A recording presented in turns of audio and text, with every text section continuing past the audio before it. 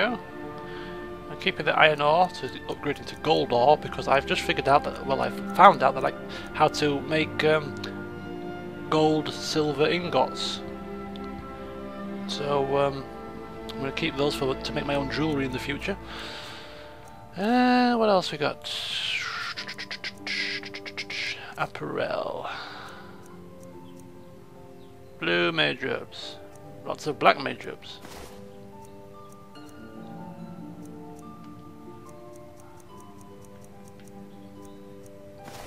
There we go. Thank you. Good day. Still overflowing with stuff. Brelyna. Brelyna, you'll have to excuse me if I start to call you Lydia occasionally. I do have a bit of a mental block when it comes to names, and I'm not used to having a new companion along my side. Right, let's go see the Jarl of Winterhold.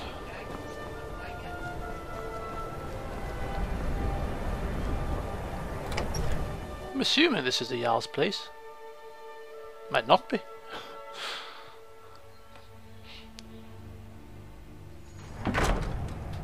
Oh, Can I help you? Indeed it is. Look at this. I wonder if it's as friendly as Jarl Balgroof was. That wizard is still at the inn. I can't believe Dagger allows him to stay there. This is what it's come to. No one seems to care what they've done to our home. It's clear that memories are far too short. And it's clear money matters more to Dagor than honor. Hello? Ours is the only family left that truly cares what happens to Winterhold. Really? I like the place, to be honest with you. I would love to find out more about what happened. Courier will be the first to tell you that if it weren't for that college, we'd all be better off.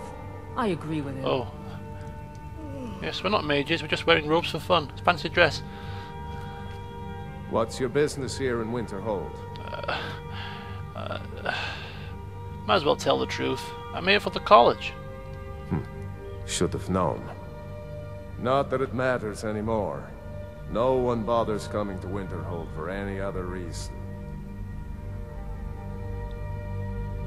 So, I take it you have a problem with the college? I do. And if you count yourself among their numbers, then you've blood on your hands as well. There's nothing left of Winterhold. Nothing. Everyone knows it's the college's fault that the sea swallowed our city. Still they deny it. But we all know the truth. What? The sea swallowed the city? And it's the mage's fault? Sounds a bit ludicrous to me, but anyway. Would you care to expand and tell me more about Winterhold's history? What's there to tell? It's mostly gone now, thanks to those damned mages in the college. Someday there'll be proof they caused the Great Collapse. Most of the city just dropping off into the sea. That doesn't just happen. Okay, well, it's nice speaking with you, Mr. Jarl man. All right then. Yes. Come, Lydia, do the Ours is the only family left. Oh, shut up. Shut your face. Who's this? My job is to serve the Jarl, not waste time talking with travelers. I don't really know anyone at the college. I guess everyone just assumes I do because I'm a Dunmer. What do you do around here? Me? Nothing. And I hope to keep it that way. The Jarl is convinced I have some connection with the college, so he goes easy on me. Maybe you'd like to help me keep up appearances. Old Nellikar has a mage's staff in his room in the frozen hearth. It'd be good to have that staff, in case the Jarl starts wondering if I actually have a real connection to the college. Is it going to involve stealing it? Because if it does, I don't really... No, forget it. Daedra take you then. Yeah, Daedra, take me. Take me where? Take me out to a dance one evening? A bit of a tango, a foxtrot with the Daedra? I can organise it, you know. They're afraid of me, so they Summon myself an Atronach and off we go. Don't need your blessings to do so either. Right. Oh. It turns out that if people think you're some sort of secret wizard, they'll let you get away with a lot. Come on, Brelyna.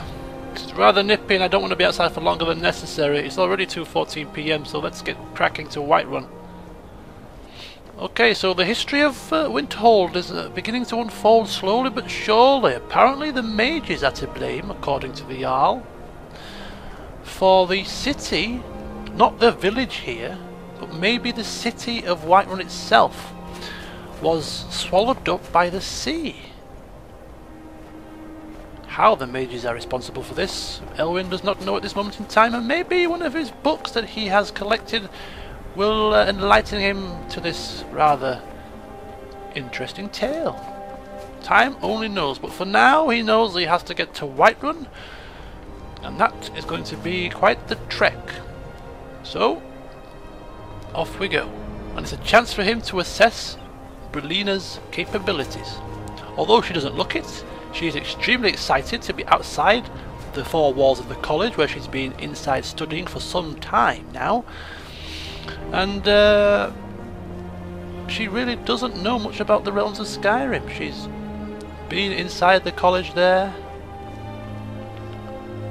for some time, as I've said, and she has never been to Whiterun, so this is going to be all exciting for her. A chance for her as well as me to continue to practice our magical abilities and to see the sights, experience the sounds, the smells, and no doubt be attacked by the local wildlife of the land. Dangerous but thrilling. So, in addition to this glorious music, as we trek towards Whiterun, Elwynn shall recall some of the information from the books he read last night. Those important books that he recovered from Felglow Keep. Starting off with on Artaeum. Remember, back in Sarthal, he was spoken to by an apparition claiming to be from the Sigic Order. He still doesn't know what the reasoning behind that contact was, or what the message contained within meant. But this book here, on Artaeum, together with Gallery the Mystic, which he collected in Felglow Keep, provided Elwynn with some information about said Sigic Order, which is why he read this book first. So, sit back, relax, enjoy Fragment on Artaeum. Fragment on Artaeum, a book written by the author Torsil and Selma, who went on to describe how Artaeum was the third largest island in the Somerset archipelago, located south of the Moridunan village of Patanza and west of the mainland village of Runki Bay. And of course the isle is best known for being the home of the Sigic Order, an old monastic group of mages in Tamriel.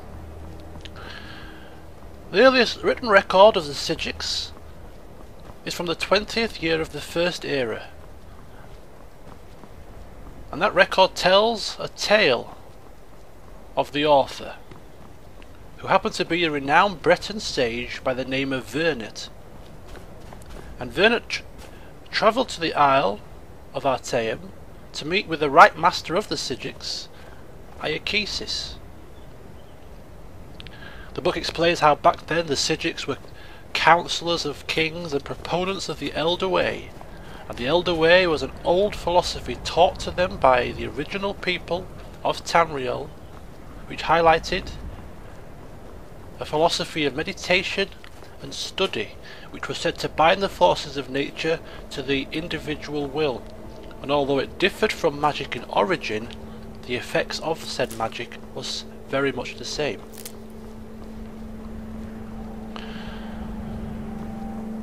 And then the book goes on to explain how the Isle of Artaeum literally vanished from the shores of Somerset at the beginning of the Second Era, round about the time of the founding of the Mages Guild itself in Tamriel. Coincidence? Who knows? Greetings, brother. You look weary. I have something to help you relax if you're interested. Something to what? What are you talking about? The finest skooma, the sweetest moon sugar, at a fair price, of course. No thanks.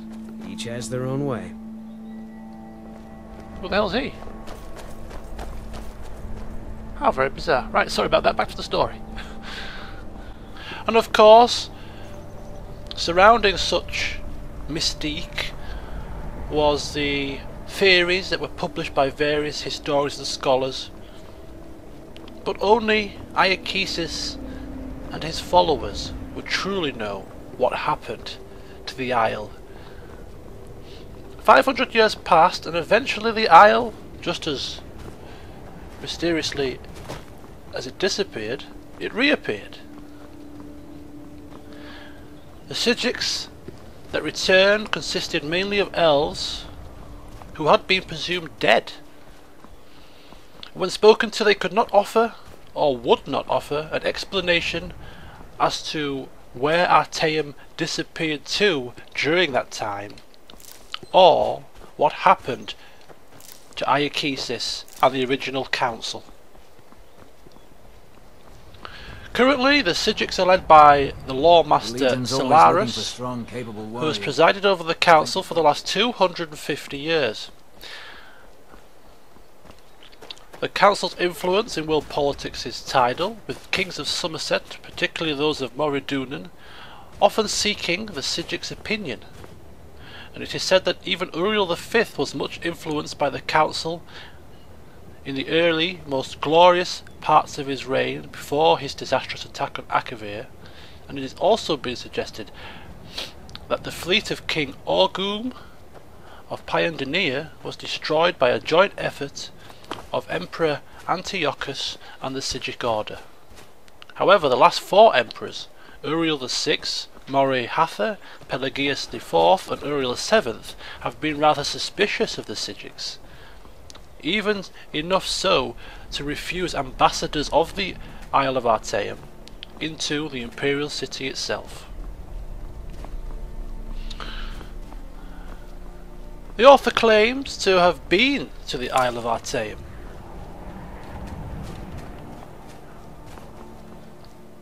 which is a very rare occurrence because visitors are almost unheard of, but describes the Isle of Artaeum as a favoured destination for travellers, containing idyllic orchards and pastures, still and silent lagoons, misty woodlands, and even the unique Sigic architecture itself is a wonder to behold. In particular, the Sephora Tower, for it is a ruin from a civilization that predates the High Elves by several hundred years and is still used in certain rites by the Sigics today.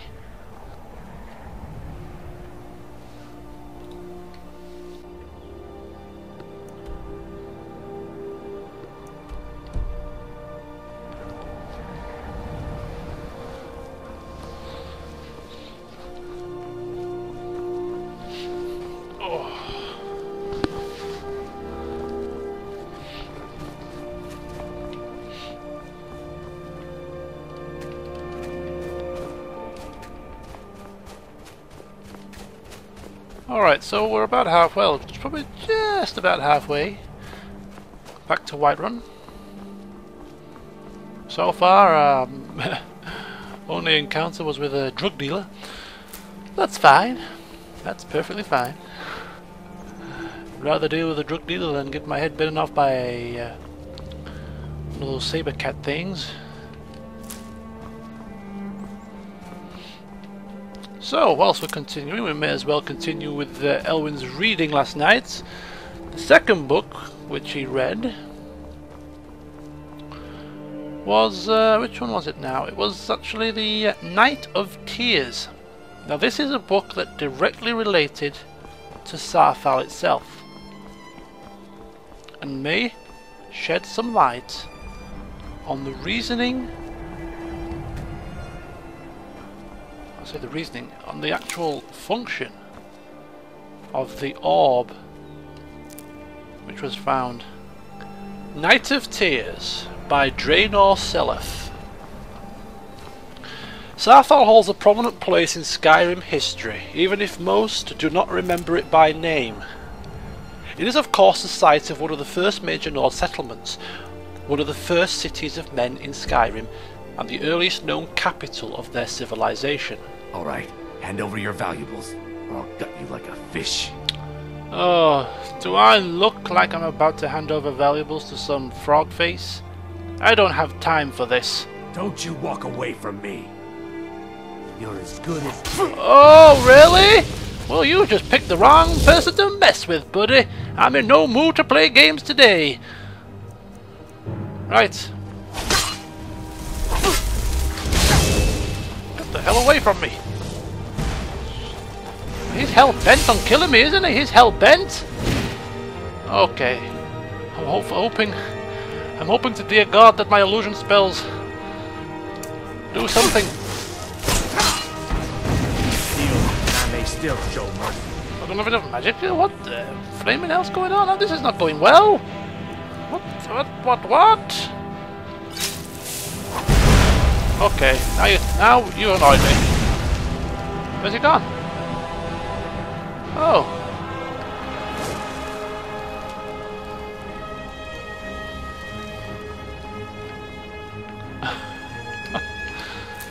Got a bit hack and slash there.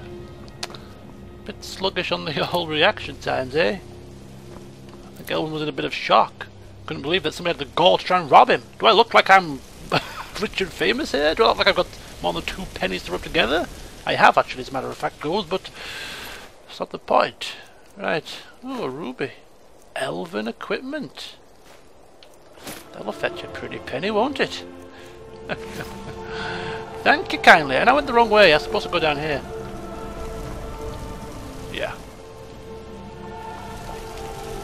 Well, there you go, Brelyna. Your first taste of action. You like it? It's a pity it was me that was getting ambushed, like, but you did your bit. Conjured a Atronach, which is good. You can conjure 2 Atronachs between us, and that will really give the enemy something to consider. So anyway, as I was about to say,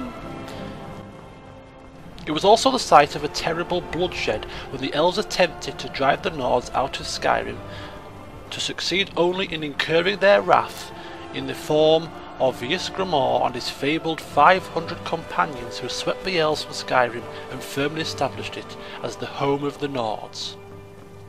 All this is known, but little else. What happened on that Night of Tears, when Saarthal was razed to the ground? And what provoked the elves to such a deliberate vicious attack? And what prompted such a severe response from the Nords? Vingalmo's treatise on the Altmer antecedent suggests that the elves of the Merithic era, along with their counterparts, the early Dwemer, possessed a degree of sophistication unparalleled in Tamriel. They displayed power beyond what could be expected of the time. While a distinct explanation is not given for this, I believe that this work, compared with the early writings of Hesef Chirinis, suggests that something greater was at work on that night in Saarthal. The true motives behind the Night of Tears have been obscured to us by the passage of time, but I believe this was not a simple war of territory or out of control of Skyrim. I believe that what happened was a significant event based around something very particular. The Nords found something when they built their city, buried deep in the ground. They attempted to keep it buried, but the elves learned of it and coveted it for themselves. Thus, they assaulted Saarthal. Their goal? Not to drive the Nords out, but to secure this power for themselves. And I believe that Ysgramor knew something of what the elves would find, and rallied together his people to keep the elves from gaining it. So, when the Nords once again controlled Skyrim, this power was buried deep below the earth and sealed away. Time has kept this knowledge from us, but it is my hope that time will also reveal the truth of these words. Every effort will be made to relocate Saarthal and find that which has been lost to us.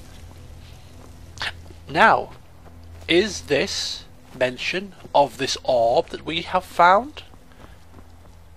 Is the orb that we have found that relic of power that the elves sought in assaulting and razing Southall to the ground? Is this orb of power that we have found the very reason why the Nords fought valiantly to repel the elves? It could well be, and if it is the case, then what such power does this orb hold? Oh, we're probably soon going to find out.